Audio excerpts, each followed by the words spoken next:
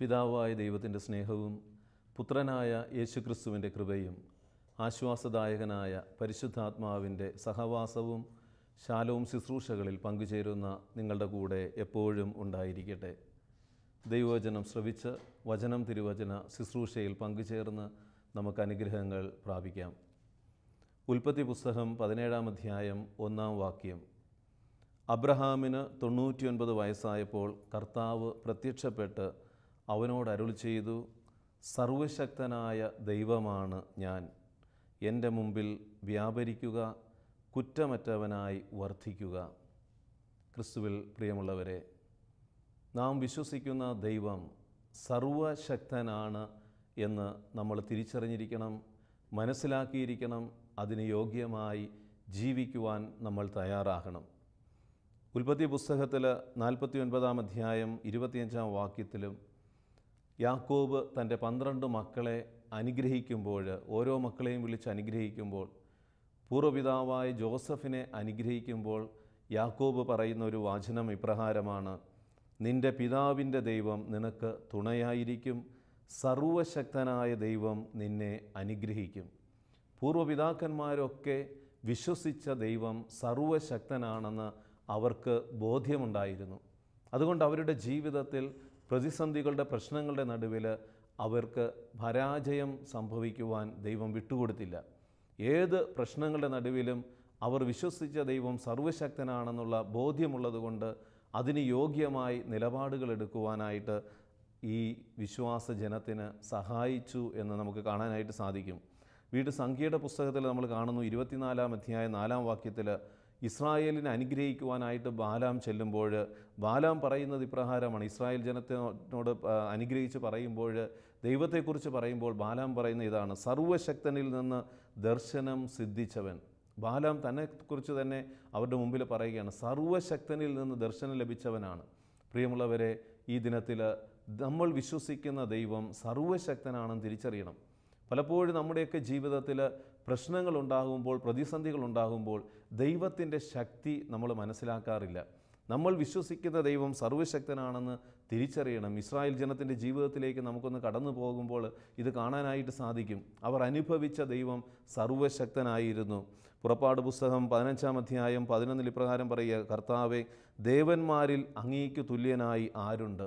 കർത്താവേ, വിശുദ്ധിയാൽ മഹത്വപൂർണനും ശക്തമായ പ്രവർത്തനത്താൽ ഭീതിതനും അത്ഭുതങ്ങൾ പ്രവർത്തിക്കുന്നവനുമായ അങ്ങേക്ക് തുല്യം ആരുണ്ട്? അവർ ചോദിക്കുക. കാരണം ചെങ്കടൽ കടന്നു കഴിയുമ്പോൾ ഇസ്രായേൽ ജനം അവർ പ്രാർത്ഥിച്ച കീർത്തനത്തിൽ അവർ പറയുകയാണ്, അങ്ങയെപ്പോലെ സർവശക്തനായ ഒരു ദൈവം ആരുണ്ട്? അവരുടെ ജീവിതത്തിൽ ഉടനീളം അവർ അനുഭവിച്ചതാണ്. കാരണം അവരുടെ മുമ്പിൽ പ്രതിബന്ധമായി നിന്ന ചെങ്കടലിനെ മുറിച്ചു മാറ്റിയ സർവശക്തനായ ദൈവം. മരുഭൂമിയിലൂടെയുള്ള യാത്രയിൽ അവരുടെ വഴിയിൽ അവർ തളർന്നു വീഴാതിരിക്കുവാൻ മന്ന കൊടുത്ത സർവശക്തനായ ദൈവം. ദാഹിച്ചപ്പോൾ പാറയിൽ നിന്ന് വെള്ളം കൊടുത്ത സർവശക്തനായ ദൈവം. അങ്ങനെ ജീവിതത്തിൻ്റെ സമസ്ത മേഖലകളിലും അവർ അനുഭവിച്ച ഒരു സർവശക്തനായ ദൈവത്തിൻ്റെ ആ ഒരു വിശ്വാസം അവരുടെ ജീവിതത്തിൽ ബലമായി നിന്നു. അതുകൊണ്ട് അവർ പ്രതിസന്ധികളിൽ പ്രാർത്ഥിക്കുമ്പോൾ ദൈവം ഇടപെട്ട് അനുഗ്രഹിക്കുന്നതും നമുക്ക് കാണാനായിട്ട് സാധിക്കും. പുറപ്പാട് പുസ്തകത്തിൽ 3-ാം അധ്യായം 7-ാം വാക്യം ഇപ്രകാരമാണ്: കർത്താവ് വീണ്ടും അരുളി ചെയ്തു, ഈജിപ്തിലുള്ള എൻ്റെ ജനത്തിൻ്റെ ക്ലേശങ്ങൾ ഞാൻ കണ്ടു. മേൽനോട്ടക്കാരുടെ ക്രൂരത കാരണം അവരിൽ നിന്ന് ഉയർന്നു വരുന്ന രോദനം ഞാൻ കേട്ടു. അവരുടെ യാതനകൾ ഞാൻ അറിയുന്നു. സർവശക്തനായ ദൈവം എന്ന് പറയുമ്പോൾ അവൻ കാണുന്നവനാണ്, കേൾക്കുന്നവനാണ്, അറിയുന്നവനാണ്. നിൻ്റെ ജീവിതത്തിൽ നിൻ്റെ പ്രശ്നങ്ങൾ ദൈവം കാണുന്നുണ്ടെന്ന് തിരിച്ചറിയുമ്പോഴാണ് സർവശക്തനായ ദൈവത്തിൽ നിനക്ക് വിശ്വസിക്കുവാൻ കഴിയുന്നത്. ഇസ്രായേൽ ജനം അവരുടെ വേദനയുടെ നടുവിൽ ഈജിപ്തിൻ്റെ അടിമത്തത്തിലായിരിക്കുമ്പോൾ അവരുടെ ആ വേദനകൾ ദൈവം കണ്ടു എന്നാണ് പറയുന്നത്. കാരണം ആ ദൈവം സർവശക്തനാണ്. കാണുന്ന ഒരു ദൈവം, കേൾക്കുന്ന ഒരു ദൈവം, അറിയുന്ന ഒരു ദൈവം. നമ്മൾ പ്രാർത്ഥിക്കുന്ന ദൈവം യഥാർത്ഥത്തിൽ സകലതും കാണുകയും അറിയുകയും ചെയ്യുന്ന ഒരു ദൈവമാണ്. സർവശക്തനാണെന്ന് തിരിച്ചറിയണം. ഒരുപക്ഷെ നമ്മുടെയൊക്കെ അനുദിന ജീവിതത്തിൽ നമ്മൾ കാണും. കാരണം കുരിശിൽ തൂങ്ങിക്കിടക്കുന്ന നിസ്സഹായനായ ഒരു ദൈവം, ആ ദൈവത്തിൽ നമ്മൾ വിശ്വസിക്കുമ്പോഴും തിരിച്ചറിയണം, ആ ദൈവം നിസ്സഹായനായി മാറിയത്, കുരിശിൽ തൂങ്ങിക്കിടന്ന് നിസ്സഹായനായി നമുക്ക് വേണ്ടി മാറിയത് നമ്മോടുള്ള സ്നേഹമാണ്. ആ സർവശക്തനാണ്. അവൻ്റെ ശക്തിക്ക് ഒട്ടും കുറവില്ല. വിശുദ്ധ കുർബാനയിൽ ഒരു ചെറു അപ്പമായി മാറിയ ഒരു ദൈവം, ആർക്കും ഒരു കുഞ്ഞിന് പോലും സ്വാതന്ത്ര്യത്തോടെ അവനെ സ്പർശിക്കുവാൻ കഴിയുന്ന വിധത്തിൽ അവൻ ശൂന്യനായി മാറിയത് അവൻ്റെ സർവ്വശക്തിയുടെ, അവൻ നമ്മളെ സ്നേഹിക്കുന്നതിൻ്റെ അടയാളമാണ്. അതല്ലാതെ അവൻ്റെ ശക്തിക്ക് കുറവൊന്നും ഉണ്ടായിട്ടില്ല. അപ്പോൾ നമ്മൾ വിശ്വസിക്കുന്ന ദൈവം സർവ്വശക്തനാണ് എന്ന് ഓരോ നിമിഷവും നമ്മുടെ ജീവിതത്തിൽ ഒരു അവയർനെസ് ഉണ്ടായിരിക്കണം, ഒരു ബോധ്യമുണ്ടായിരിക്കണം. ഏത് പ്രശ്നങ്ങളുണ്ടാകുമ്പോഴും ഇതിനേക്കാൾ ശക്തനായ ഒരു ദൈവം എനിക്കുണ്ട് എന്ന് വിശ്വസിക്കുന്ന ഒരു വിശ്വാസിയുടെ ജീവിതമായിട്ട് ഈ ഭൂമിയിലെ ജീവിതം നമുക്ക് മാറ്റാനായിട്ട് കഴിയണം. സങ്കീർത്തനത്തിൽ 139 സങ്കീർത്തനത്തിൽ നമ്മൾ കാണുന്നില്ലേ, 1 മുതൽ 24 വരെയുള്ള തിരുവചനങ്ങളിലെല്ലാം കാണുന്ന ഒരു ദൈവത്തെ സങ്കീർത്തകൻ പറയുകയാണ്, നമ്മളെ പരിചയപ്പെടുത്തുകയാണ്. നാം എഴുന്നേൽക്കുന്നതും ഇരിക്കുന്നതും നടക്കുന്നതും ഉറങ്ങുന്നതും യാത്ര ചെയ്യുന്നതുമൊക്കെ അറിയുന്ന സർവ്വശക്തനായ ദൈവം, ആ ദൈവത്തിലാണ് ഞാൻ വിശ്വസിക്കുന്നത്. അതുകൊണ്ട് ഞാൻ ഭയപ്പെടേണ്ട ആവശ്യമില്ല. എൻ്റെ പ്രാർത്ഥനകൾക്ക് ഉത്തരം ലഭിക്കുമെന്ന് വിശ്വസിച്ച് ജീവിതത്തെ മുന്നോട്ട് നയിക്കാനായിട്ട് കഴിയണം. 143 സങ്കീർത്തനം 5 വാക്യം, കഴിഞ്ഞ കാലങ്ങൾ ഞാൻ ഓർക്കുന്നു, അവിടുന്ന് ചെയ്ത എല്ലാ കാര്യങ്ങളെപ്പറ്റിയും ഞാൻ ധ്യാനിക്കുന്നു, അവിടുന്ന് ശക്തമായ പ്രവൃത്തികളെക്കുറിച്ച് ഞാൻ ചിന്തിക്കുന്നു. അവിടുത്തെ ശക്തമായ പ്രവൃത്തികളെക്കുറിച്ച് ചിന്തിക്കുന്നു. നമ്മുടെ വിശ്വാസ ജീവിതത്തിൽ നമ്മുടെ ജീവിതം സന്തോഷവും അനുഗ്രഹവുമാകണമെങ്കിൽ നമ്മുടെ അനുദിന ജീവിതത്തിൽ സർവ്വശക്തനായ ദൈവത്തെക്കുറിച്ച് നമ്മൾ ഓരോ നിമിഷവും ചിന്തിക്കുവാനായിട്ട് കഴിയണം. മത്തായിയുടെ സുവിശേഷം 8-27, കാരണം ശിഷ്യന്മാർ പോലും ആശ്ചര്യപ്പെടുകയാണ്. കാരണം കാറ്റും കടലും പോലും ഇവൻ പറയുന്നത് അനുസരിക്കുന്നല്ലോ. അവർ പറയുകയാണ്, മത്തായിയുടെ സുവിശേഷം 8-27, അവർ ആശ്ചര്യത്തോടെ പറഞ്ഞു, ഇവൻ ആര്? കാറ്റും കടലും ഇവനെ അനുസരിക്കുന്നുവല്ലോ. നമ്മൾ വിശ്വസിക്കുന്ന ദൈവം ഈ പ്രപഞ്ച ശക്തികളെ പോലും നിയന്ത്രിക്കുന്ന ഒരു ദൈവമാണെന്നുള്ളൊരു വിശ്വാസം വേണം. പ്രകൃതി ശക്തികളിൽ നിന്ന് ഏതെങ്കിലും രീതിയിൽ ഭയപ്പെടുത്തുന്ന അനുഭവങ്ങൾ ഉണ്ടാകുമ്പോഴും നമ്മൾക്ക് വിശ്വസിക്കാൻ കഴിയണം, എൻ്റെ ദൈവം സർവ്വശക്തനാണ്. ഈ പ്രപഞ്ചത്തിൽ നിന്നുണ്ടാകുന്ന എല്ലാ ഭയത്തിൽ നിന്നും അസ്വസ്ഥതകളിൽ നിന്നും എന്നെ രക്ഷിക്കുവാൻ കഴിവുള്ള ഒരു ദൈവത്തിലാണ് ഞാൻ വിശ്വസിക്കുന്നത് എന്നുള്ളൊരു വിശ്വാസം നമ്മുടെ ഉള്ളിലുണ്ടായിരിക്കണം. അപ്പോസ്തല പ്രവർത്തനത്തിൽ 26-8 പറയുന്നില്ലേ, മരിച്ചവരെ ദൈവം ഉയർപ്പിക്കുമെന്നത് അവിശ്വസനീയമായി നിങ്ങൾ കരുതുന്നത് എന്തുകൊണ്ട്? കാരണം മരിച്ചവരെ പോലും ഉയർപ്പിക്കുന്ന ഒരു ദൈവം, ആ ദൈവത്തിന് നമ്മുടെ ജീവിതത്തിലെ മരണങ്ങളെയും മരണസമാനമായ പ്രശ്നങ്ങളെയും ഒക്കെ അതിനിൽ നിന്ന് നമ്മളെ കരകയറ്റുവാൻ ഉയർപ്പിക്കുവാൻ കഴിയുന്ന ഒരു ദൈവത്തിലാണ് ഞാൻ വിശ്വസിക്കുന്നത് എന്ന് തിരിച്ചറിയണം. എൻ്റെ ദൈവം സർവ്വശക്തനാണ്. വെളിപാട് പുസ്തകത്തിൽ നമ്മൾ കാണുന്നില്ലേ, പിന്നെ വലിയൊരു ജനക്കൂട്ടത്തിൻ്റെ പെരുവെള്ളത്തിൻ്റെ ഗാംഭീര്യത്തോടുകൂടി മുഴക്കത്തിലും ശബ്ദവും പോലുമുള്ള ഒരു സ്വരം ഞാൻ കേട്ടു, ഹല്ലേലൂയ, സർവശക്തനും നമ്മുടെ കർത്താവുമായ ദൈവം വാഴുന്നു. വെളിപാട് പുസ്തകത്തിലും പറയുന്നത് സർവശക്തനായ ദൈവം, കാരണം എൽഷദായ്, അവൻ സർവശക്തനാണ്. വെളിപാട് പുസ്തകം 19-16. അതോടൊപ്പം തന്നെ വെളിപാട് 21:6 പറയുന്നുണ്ട്, നഗരത്തിൽ ഞാൻ ദേവാലയം കണ്ടില്ല, എന്തുകൊണ്ടെന്നാൽ സർവശക്തനും ദൈവവുമായ കർത്താവ് ആണ് അതിലെ ദേവാലയം. നമ്മൾ വിശ്വസിക്കുന്ന ദൈവം സർവശക്തനാണ്. വെളിപാട് പുസ്തകം വീണ്ടും 4:8 ഇടവിടാതെ സ്വർഗത്തിൽ നിന്ന് ഉയരുന്ന ശബ്ദത്തിലും അവൻ ആയിരുന്നവനും ആയിരിക്കുന്നവനും വരാനിരിക്കുന്നവനും സർവശക്തനുമായ ദൈവം എന്നാണ് പറയുന്നത്. അപ്പോൾ നമ്മൾ വിശ്വസിക്കുന്ന ദൈവം സർവശക്തനാണെന്ന് നമ്മുടെ ഉള്ളിൽ നമ്മൾ നിരന്തരം പറഞ്ഞുകൊണ്ടിരുന്നാൽ ജീവിതത്തിലെ പ്രതികൂല സാഹചര്യങ്ങളെ ഭയം കൂടാതെ നേരിടാനായിട്ട് പറ്റും. മാർക്കൂസിൻ്റെ സുവിശേഷത്തിൽ 13-26 മനുഷ്യപുത്രൻ്റെ ആഗമനത്തെക്കുറിച്ച് പറയുന്നു. അപ്പോൾ മനുഷ്യപുത്രൻ വലിയ ശക്തിയോടും മഹത്വത്തോടും കൂടെ മേഘങ്ങളിൽ വരുന്നത് അവർ കാണും. പ്രിയമുള്ളവരെ, നമ്മുടെ ജീവിതത്തിൽ സർവശക്തനായ ദൈവത്തോട് പ്രാർത്ഥിച്ചിട്ടും എന്തേ നമ്മുടെ പ്രാർത്ഥനകൾക്ക് ഉത്തരം ലഭിക്കുന്നില്ല എന്ന് ഈ ദിനത്തിൽ നമ്മൾ ചോദിക്കേണ്ട ഒരു ചോദ്യമാണ്. ദൈവം സർവശക്തനാണ്, നമ്മൾ മനസ്സിലാക്കി. അവൻ അസാധ്യമായിട്ടൊന്നുമില്ല. അവനെല്ലാം കാണുന്നു, അവനെല്ലാം കേൾക്കുന്നു, അവനെല്ലാം അറിയുന്നു. മനുഷ്യ ജീവിതത്തിലെ സകലമാന പ്രശ്നങ്ങളെയും കാണുകയും കേൾക്കുകയും അറിയുകയും ചെയ്യുന്ന ഒരു ദൈവം, സർവശക്തനായ ദൈവം, അവൻ എനിക്കുണ്ടായിട്ടും ഞാൻ അവനിൽ വിശ്വസിച്ചിട്ടും എൻ്റെ പ്രാർത്ഥനകൾക്ക് ഉത്തരം കിട്ടാതെ പോകുന്നതെന്ത് എന്ന് നമ്മൾ ചോദിക്കുമ്പോൾ അതിനുള്ള ഉത്തരമാണ് ഈ തിരുവചനത്തിലൂടെ ദൈവത്തിൻ്റെ പരിശുദ്ധാത്മാവ് ഇന്ന് നമുക്ക് നൽകുന്നത്. യെശയ്യാ പ്രവാചകൻ്റെ പുസ്തകം 59-1 വാക്യം, രക്ഷിക്കുവാൻ കഴിയാത്ത വിധം കർത്താവിൻ്റെ കരം കുറുകിപ്പോയിട്ടില്ല, കേൾക്കാനാവാത്ത വിധം അവിടുത്തെ കാതുകൾക്ക് മാന്യം സംഭവിച്ചിട്ടില്ല. നിൻ്റെ അകൃത്യങ്ങൾ നിന്നെയും ദൈവത്തെയും തമ്മിൽ അകറ്റിയിരിക്കുന്നു, നിൻ്റെ പാപങ്ങൾ അവിടുത്തെ മുഖം നിന്നിൽ നിന്ന് മറച്ചിരിക്കുന്നു, അതിനാൽ അവിടുന്ന് നിൻ്റെ പ്രാർത്ഥന കേൾക്കുന്നില്ല. പ്രിയമുള്ളവരെ, സർവശക്തനായ ദൈവത്തിൽ വിശ്വസിക്കുന്ന വിശ്വാസി ഇന്ന് പരാജയപ്പെടുന്നുണ്ടെങ്കിൽ, അവൻ്റെ ജീവിതത്തിലെ പ്രാർത്ഥനകൾക്ക് ഉത്തരം ലഭിക്കാതെ അവൻ നിരാശയ്ക്ക് അടിമപ്പെടുന്നുണ്ടെങ്കിൽ, അതിനുള്ള ഉത്തരം ദൈവത്തിൻ്റെ ശക്തിയുടെ കുറവല്ല, മറിച്ച് എൻ്റെ തന്നെ കുറവാണെന്ന് തിരിച്ചറിയണം. എന്നിലെ കുറവ് കണ്ടെത്തുവാനായിട്ടുള്ള ഒരു മനോഭാവം നമ്മുടെ ജീവിതത്തിൽ ഉണ്ടായിരിക്കണം. പ്രിയമുള്ളവരെ, ഇസ്രായേൽ ജനത്തിൻ്റെ ജീവിതത്തിൽ നമ്മൾ കാണുന്നില്ലേ, അവർ ജെറീക്കോ കോട്ട തകർക്കുവാനായിട്ട് ജോഷുവയുടെ നേതൃത്വത്തിൽ ചെല്ലുകയാണ്. ജോഷുവയുടെ നേതൃത്വത്തിൽ അവരവിടെ ചെന്നു. 7 പുരോഹിതന്മാരുടെ നേതൃത്വത്തിൽ അവർ കോട്ട ഓരോ ദിവസവും അവർ വലം ചുറ്റി. 7-ാമത്തെ ദിവസം അവർ 7 തവണ വലം ചുറ്റി കഴിയുമ്പോൾ അവർ സർവശക്തനായ ദൈവത്തെ വിളിച്ച് സ്തുതിച്ച് പ്രാർത്ഥിച്ചപ്പോൾ ഈ കോട്ട മുഴുവനും തകർന്ന് തരിപ്പണമായി. അതിനുശേഷം അവർക്ക് ആയി പട്ടണത്തിലേക്ക് പ്രവേശിക്കേണ്ട ഒരു സാഹചര്യം വരികയാണ്. ആയി പട്ടണത്തിലേക്ക് പ്രവേശിക്കാൻ പോകുമ്പോൾ അവരാദ്യം അന്വേഷിക്കുന്നുണ്ട്, ഈ ആയി പട്ടണം തങ്ങൾക്ക് കീഴടക്കാൻ പറ്റുമോ എന്ന്. അത് അന്വേഷിച്ച് കഴിയുമ്പോൾ ജോഷുവയുടെ മറ്റുള്ളവരോടും പറയുകയാണ്, കാരണം നമുക്ക് കുറച്ച് പേരെ വിട്ടാൽ മതി, ഏകദേശം 2000 പേരോ അല്ലെങ്കിൽ 3000 പേരോ മതി ഈ ആയി പട്ടണം കീഴടക്കുവാൻ. എല്ലാവരും അങ്ങോട്ട് പോകേണ്ട ആവശ്യമില്ല. കാരണം അവർക്കറിയാം, അവർക്ക് ബോധ്യമുണ്ടായിരുന്നു. പ്രിയമുള്ളവരെ, അവരായി പട്ടണം കീഴടക്കാൻ പോയി, പക്ഷേ അവർ തോറ്റ് തുന്നം പാടി, അവർ പരാജയപ്പെട്ടു. സർവശക്തനായ ദൈവത്തിൽ വിളിച്ച് പ്രാർത്ഥിച്ചിട്ട് ജെറീക്കോ കോട്ട തകർത്തവർക്ക് ആയി പട്ടണം കീഴടക്കാൻ പറ്റാതെ പോയപ്പോൾ അവർ തങ്ങളിലേക്ക് തിരിയാൻ തുടങ്ങി. എന്താണ്? സർവശക്തനായ ദൈവത്തിൻ്റെ കരങ്ങൾ കുറുകിപ്പോയോ? തങ്ങളുടെ ഈ യുദ്ധത്തിൽ തങ്ങൾ പരാജയപ്പെടുവാൻ കാരണമെന്ത്?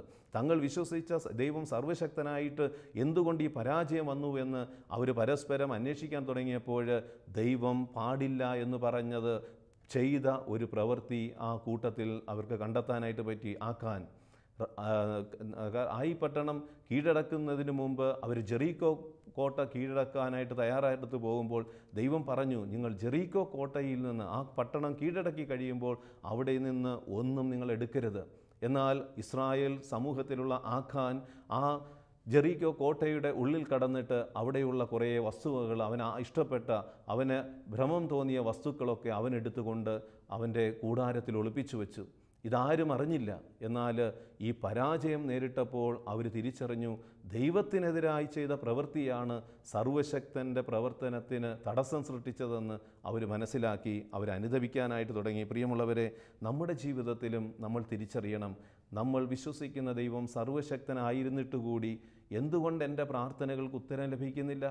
ഈ അടുത്ത നാളിൽ ഒരു സഹോദരി വീട് വെഞ്ചരിപ്പുമായി ബന്ധപ്പെട്ട് എന്നെ വിളിക്കുകയും ആ ഭവന ആശീർവാദത്തിനായിട്ട് ഞാൻ പോകുവാനായിട്ട് ഒരു ഡേറ്റ് ഫിക്സ് ചെയ്തു. അതിനു മുമ്പ് ഞാൻ അവരോട് പറഞ്ഞു, നിങ്ങളെല്ലാവരും നന്നായിട്ട് പ്രാർത്ഥിക്കണം, കുമ്പസാരിക്കണം, എന്നിട്ട് അതിനുശേഷമേ ഞാൻ വീട് വെഞ്ചരിക്കാനായിട്ട് വരൂ, അതെല്ലാം കഴിഞ്ഞ് കഴിയുമ്പോൾ വിളിച്ചോളാൻ പറഞ്ഞു. പ്രിയമുള്ളവരെ, ഈ സഹോദരി വെഞ്ചരിക്കുന്ന കൂട്ടത്തിൽ ഞാൻ ആദ്യം അവരോട് ചോദിച്ചു, പോകുന്നതിന് മുമ്പ് തന്നെ ഞാൻ ചോദിച്ചു, എന്തെങ്കിലും പ്രശ്നങ്ങൾ നിങ്ങളുടെ ജീവിതത്തിൽ വിഷമങ്ങളുണ്ടോ? അപ്പോൾ ഈ സഹോദരി പറയണം, അച്ഛാ, എനിക്ക് ഒരു മകൾ മാത്രമേ ഉള്ളൂ, ഒറ്റ മകളാണ്. അവൾക്കിന്ന് 25 വയസ്സുണ്ട്. അവൾ വലിയൊരു IT ഫീൽഡിൽ വർക്ക് ചെയ്യുന്നുണ്ട്. പക്ഷേ അവൾ എന്നോട് സംസാരിക്കാതെ 2 വർഷമാകുന്നു. എനിക്ക് വല്ലാത്ത വിഷമമാണ്. ഞങ്ങളുടെ വീട്ടിൽ തന്നെയാണ്. അവൾ വിവാഹിതയല്ല, വിവാഹം കഴിഞ്ഞിട്ടില്ല. പക്ഷേ അവൾ എന്നോടിന്ന് 2 വർഷമായിട്ട് സംസാരിച്ചിട്ടില്ല. അങ്ങനെ വല്ലാത്തൊരു വിഷമമുണ്ട്. അപ്പോൾ ഈ വിഷമമൊക്കെ മാറണമെന്ന് ആഗ്രഹിച്ചാണ് അച്ഛനെ വിളിച്ചൊന്ന് വെഞ്ചരിക്കാനായിട്ട് ആഗ്രഹിക്കുന്നത്. പ്രിയമുള്ളവരെ, സർവശക്തനായ ദൈവത്തിൽ വിശ്വസിക്കുന്ന ഒരു കുടുംബമാണ്. അപ്പോൾ അവരെല്ലാ ദിവസവും പള്ളിയിൽ പോകുന്നുണ്ട്, പ്രാർത്ഥിക്കുന്നുണ്ട്. ചുറ്റുപാടുകളൊക്കെ നോക്കുമ്പോൾ എല്ലാ ദിവസവും പള്ളിയിൽ പോകുന്നവരാണ്, ധ്യാനങ്ങളിൽ പോകുന്നവരാണ്. അപ്പോൾ ഞാൻ ഇവർക്ക് വേണ്ടി പ്രാർത്ഥിച്ചു. അവിടെ ചെല്ലുന്ന സമയത്ത് പ്രിയമുള്ളവരെ, ഈ മകളെ വിളിക്കുവാനായിട്ട് വെഞ്ചരിപ്പിൻ്റെ ആ സമയത്ത് ഈ മകൾ പെട്ടെന്ന് റൂമിൽ കയറി വാതിലടച്ചിട്ടിരിക്കുക. അവൾ താഴെ വരുന്നില്ല. അവൾ താഴെ വരാനായിട്ട് അവൾക്ക് താല്പര്യമില്ല. വീട്ടുകാർ, ഇവർ അപ്പനും അമ്മയും ചെന്നു. അതോടൊപ്പം തന്നെ ആ ദിവസം വെഞ്ചരിപ്പിൻ്റെ ദിവസമായതുകൊണ്ട് ഇവർ അല്പം അകലെയുള്ള ഒരു ബന്ധു കൂടെ വന്നിരുന്നു. അവരുടെ ബന്ധു കുടുംബത്തിലെ 2 പേര് കൂടെ ഉണ്ടായിരുന്നു. അവർ ചെന്നിട്ട് വിളിച്ചിട്ടും ഈ പെൺകുട്ടി താഴെ ഇറങ്ങാനായിട്ട് തയ്യാറാകുന്നില്ല. പെൺകുട്ടി താഴെ ഇറങ്ങുന്നില്ല. അവസാനം ഞാൻ പറഞ്ഞു, എന്തായാലും നമുക്ക് പ്രാർത്ഥിക്കാം, വെഞ്ചരിക്കാം, അവൾ അവിടെ നിന്നോട്ടെ, നമുക്ക് പ്രാർത്ഥിക്കാം. ആ സമയത്ത് ദൈവത്തിൻ്റെ പരിശുദ്ധാത്മാവ് ഒരു ചിന്ത എൻ്റെ ഉള്ളിലേക്ക് ഉണർത്തി. ആ പെൺകുട്ടിയിലായിരിക്കില്ല പ്രശ്നം. സർവശക്തനായി ദൈവത്തിൽ വിശ്വസിച്ചിട്ടും ഈ പെൺകുട്ടി ഇത്രയും മറുതലിച്ച് നിൽക്കാൻ കാരണമെന്ത്? ഈ അമ്മയോട് 2 വർഷമായിട്ട് സംസാരിക്കാതിരിക്കാൻ കാരണമെന്ത്?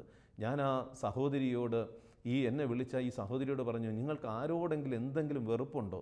നിങ്ങൾ ആരോടെങ്കിലും വെറുപ്പുണ്ടോ? പ്രിയമുള്ളവരെ, എനിക്ക് മനസ്സിലാക്കാൻ പറ്റി, ഈ വീട് ഇരിക്കുന്ന വലിയൊരു ചുറ്റുപാടുകളിൽ അവരുടെ ബന്ധുക്കളൊക്കെ താമസിക്കുന്നുണ്ട്. ഈ വീടിൻ്റെ ജനൽ തുറന്നാൽ ചുറ്റും ബന്ധുക്കളുടെ അടുത്തടുത്തുള്ള വീടുകൾ. പക്ഷേ ഈ സഹോദരി വർഷങ്ങളായിട്ട് ഇവരുമായിട്ട് സംസാരിക്കാറില്ല, ഇവരുമായിട്ടുള്ള ബന്ധമില്ല. വീടിൻ്റെ ജനലുകൾ പോലും തുറക്കാത്ത ഒരു മനോഭാവത്തോടെ, അടഞ്ഞ ഹൃദയത്തോടെ ജീവിക്കുന്ന ജീവിതമായിരുന്നു എന്ന് എനിക്ക് മനസ്സിലാക്കാൻ പറ്റി. പക്ഷേ പള്ളിയിൽ പോവും, പ്രാർത്ഥിക്കും, അതുകൊണ്ടെന്തേ പ്രാർത്ഥനകൾക്ക് അനുഗ്രഹം ലഭിക്കുന്നില്ല? ഈ മകള്, ഏക മകള്, സ്നേഹിക്കേണ്ട മകള് ഇന്ന് കുടുംബത്തിൽ ഒരു വല്ലാത്തൊരു അസ്വസ്ഥതയ്ക്ക് കാരണമായത് സർവശക്തനായ ദൈവത്തിൻ്റെ ശക്തിക്കുറവല്ല, മറിച്ച് ഈ സഹോദരിയുടെ പാപമാണെന്ന് ഞാൻ പറഞ്ഞ് മനസ്സിലാക്കി കൊടുത്തു. പ്രിയമുള്ളവരെ, നമ്മുടെ ജീവിതത്തിൽ പലപ്പോഴും നമ്മൾ സർവശക്തനായ ദൈവത്തിൽ വിശ്വസിക്കുന്നവരാണ്. എന്നിട്ട് നമ്മുടെ ജീവിതത്തിൽ അത്ഭുതങ്ങൾ സംഭവിക്കാതിരിക്കുമ്പോൾ, പ്രാർത്ഥിച്ചിട്ട് പ്രാർത്ഥനകൾക്ക് ഉത്തരം ലഭിക്കാതിരിക്കുമ്പോൾ നമ്മൾ ആദ്യം തിരിച്ചറിയേണ്ടത് എന്നിലെ എന്തെങ്കിലും കുറവുണ്ടോ എന്ന് അന്വേഷിക്കുകയാണ് വേണ്ടത്. ദൈവത്തിനൊരു കുറവും സംഭവിച്ചിട്ടില്ല. പ്രിയമുള്ളവരെ, നിയമാവർത്തന പുസ്തകം 11-ാം അധ്യായം 8, ഞാൻ ഇന്ന് തരുന്ന കൽപ്പനകളെല്ലാം നിങ്ങൾ അനുസരിക്കണം, എങ്കിൽ മാത്രമേ നിങ്ങൾ ശക്തരാവുകയും നിങ്ങൾ കൈവശമാക്കാൻ പോകുന്ന ദേശം സ്വന്തമാവുകയും വസിക്കാൻ ഇടയാവുകയും ചെയ്യുകയുള്ളൂ. ദൈവം പറയുകയാണ്, ഞാൻ നൽകുന്ന കൽപ്പനകൾ നിങ്ങൾ പാലിക്കണം. സർവശക്തനായ ദൈവം നമുക്ക് കൽപ്പനകൾ നൽകിയിട്ടുണ്ട്. സർവശക്തനായ ദൈവത്തിൻ്റെ ശക്തി നമുക്ക് അനുഭവിക്കാൻ പറ്റാത്തത് ആ കൽപ്പനകൾ ലംഘിച്ച് കൊണ്ട് ജീവിക്കുന്നത് കൊണ്ടാണ്. ജെറമ്യാ പ്രവാചകൻ്റെ പുസ്തകം 23-ാം അധ്യായം 23-ഉം 24-ഉം വാക്യങ്ങൾ ഇപ്രകാരമാണ്. കർത്താവ് ചോദിക്കുന്നു, സമീപസ്ഥനായിരിക്കുമ്പോൾ മാത്രമാണോ ഞാൻ നിങ്ങളുടെ ദൈവം? വിദൂരത്തിലായിരിക്കുമ്പോഴും ഞാൻ ദൈവമല്ലേ? എനിക്ക് കാണാൻ കഴിയാത്ത വിധം ആർക്കെങ്കിലും രഹസ്യ സങ്കേതങ്ങളിൽ ഒളിക്കാൻ സാധിക്കുമോ? സ്വർഗവും ഭൂമിയും നിറഞ്ഞു നിൽക്കുന്നവനല്ലേ ഞാൻ? കർത്താവാണ് ഇത് ചോദിക്കുന്നത്. കർത്താവ് ചോദിക്കുക, പ്രവാചകനിലൂടെ ദൈവം നമ്മളോട് ചോദിക്കുകയാണ്. കാരണം അവൻ സമീപസ്ഥനായിരിക്കുമ്പോൾ മാത്രമാണോ നമ്മുടെ ദൈവം? അവന് എല്ലാ സമയവും ഓരോ നിമിഷവും അവൻ നമ്മളെ കാണുന്നു, കേൾക്കുന്നു, അറിയുന്നുണ്ട്. അപ്പോൾ ആ ദൈവം, ഭൂമിയും സ്വർഗവും നിറഞ്ഞു നിൽക്കുന്ന ഒരു ദൈവം, ആ ദൈവത്തിലാണ് ഞാൻ വിശ്വസിക്കുന്നത് എന്ന് നമ്മൾ തിരിച്ചറിയണം. അവൻ്റെ കൽപ്പനകൾ പാലിച്ചാലേ ആ ശക്തി നമ്മളിൽ പ്രകടമാവുകയുള്ളൂ. സങ്കീർത്തനം 66:18, എൻ്റെ ഹൃദയത്തിൽ ദുഷ്ടത കുടിയിരുന്നുവെങ്കിൽ കർത്താവ് കേൾക്കുമായിരുന്നില്ല. പ്രിയമുള്ളവരെ, ദാവീദിൻ്റെ ഗോലിയാത്തിൻ്റെയും ജീവിതം നമ്മൾ കാണുന്നുണ്ട്. ദാവീദിൻ്റെ ആ നിഷ്കളങ്കതയാണ് ഗോലിയാത്തിനെ തകർക്കാൻ പറ്റിയത്. സർവശക്തനായ ദൈവത്തിൻ്റെ ശക്തി ദാവീദിലൂടെ ഇസ്രായേൽ ജനം കാണാനിടയായത് ദാവീദിൻ്റെ നിഷ്കളങ്കതയാണ്. ആ നിഷ്കളങ്ക ഹൃദയത്തോടെ ദാവീദ് സർവശക്തനെ വിളിച്ച് പ്രാർത്ഥിച്ചപ്പോൾ സർവശക്തനായ ദൈവം അവൻ്റെ ശക്തി ദാവീദിലൂടെ പ്രകടമാക്കി ഗോലിയാത്തിനെ തകർത്തുകൊണ്ട്. യെശയ്യാ പ്രവാചകൻ്റെ പുസ്തകം 1-ാം അധ്യായം 18-19 വാക്യങ്ങൾ. കർത്താവ് അരുൾ ചെയ്യുന്നു, വരുവിൻ, നമുക്ക് രമ്യതപ്പെടാം. നിങ്ങളുടെ പാപങ്ങൾ കടും ചുവപ്പാണെങ്കിലും അവ മഞ്ഞുപോലെ വെണ്മയുള്ളതാക്കി തീരും. രക്തവർണ്ണമെങ്കിലും കമ്പിളി പോലെ വെളുക്കും. അനുസരിക്കുവാൻ സന്നദ്ധമെങ്കിൽ നിങ്ങൾ ഐശ്വര്യം ആസ്വദിക്കും. പ്രിയമുള്ളവരെ, സർവശക്തനായ ദൈവം തൻ്റെ പ്രവൃത്തികൾ നമ്മളിലൂടെ പ്രകടിപ്പിക്കുവാൻ ആഗ്രഹിക്കുന്നുണ്ട്, പ്രകടമാവുവാനായിട്ട് അവൻ ആഗ്രഹിക്കുന്നുണ്ട്. അതിനുവേണ്ടി അവൻ നമ്മളെ അനുതാപത്തിലേക്ക് വിളിക്കുന്നത്. വരുവിൻ, നമുക്ക് രമ്യതപ്പെടാം.